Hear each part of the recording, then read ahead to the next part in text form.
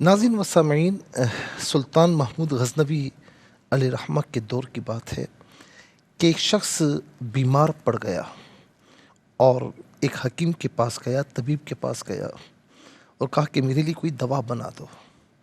تو طبیب نے معائنہ کر کے یہ کہا کہ دوا کے تمام اجزاء تو موجود ہیں، دوا میں نے تمہارے لیے تمہاری بیماری ڈائگنوز بھی ہو گئی ہے، اور دوا بھی سجیسٹ کر لی ہے میں نے کہ مجھے کون سی دوا بنانی ہے، لیکن ایک چیز کی کمی ہے کہ شہد کی ضرورت ہے اور یہ شہد کا موسم نہیں ہے، میرے پاس شہد نہیں ہے، اگر تم شہد لے کر آؤ تو میں تمہاری دوا تیار کر دیتا ہوں۔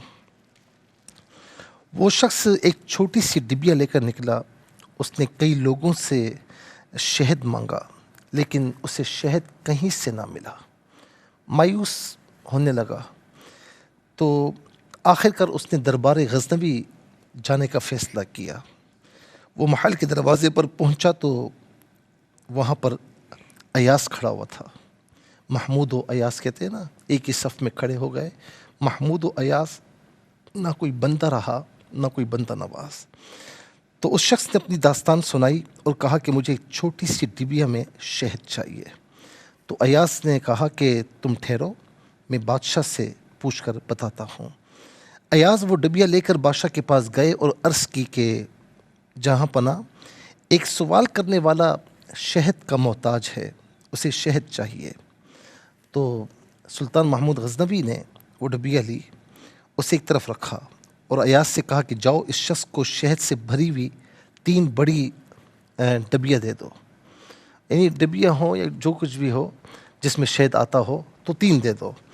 ایاز نے حیرت سے کہا کہ جناب پناہ اسے تھوڑی سی ضرورت ہے، جہاں پناہ اسے تھوڑی سی ضرورت ہے، تو آپ اسے جو ہے وہ اتنا زیادہ دے رہے ہیں۔ تو محمود غزنوی علیہ رحمہ نے کیا کہا؟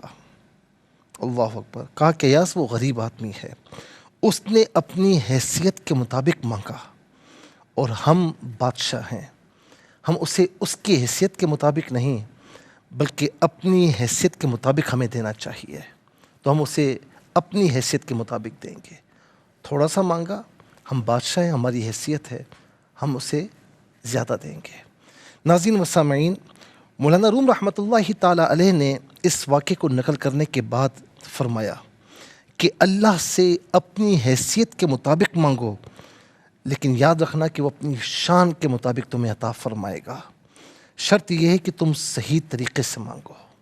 اللہ اکبر! کتنا پیارا جملہ ہے کہ تم اللہ تعالیٰ سے اپنی حیثیت کے مطابق مانگو اور شرط یہ ہے کہ صحیح طریقے سے مانگو، تواضع، عجز، انکساری اور توجہ کے ساتھ مانگو، اور اس طرح مانگو کہ جیسے ایک فقیر بادشاہ سے مانگتا ہے، اور بادشاہ بھی کیسا، دو جہاں کا خالق و مالک۔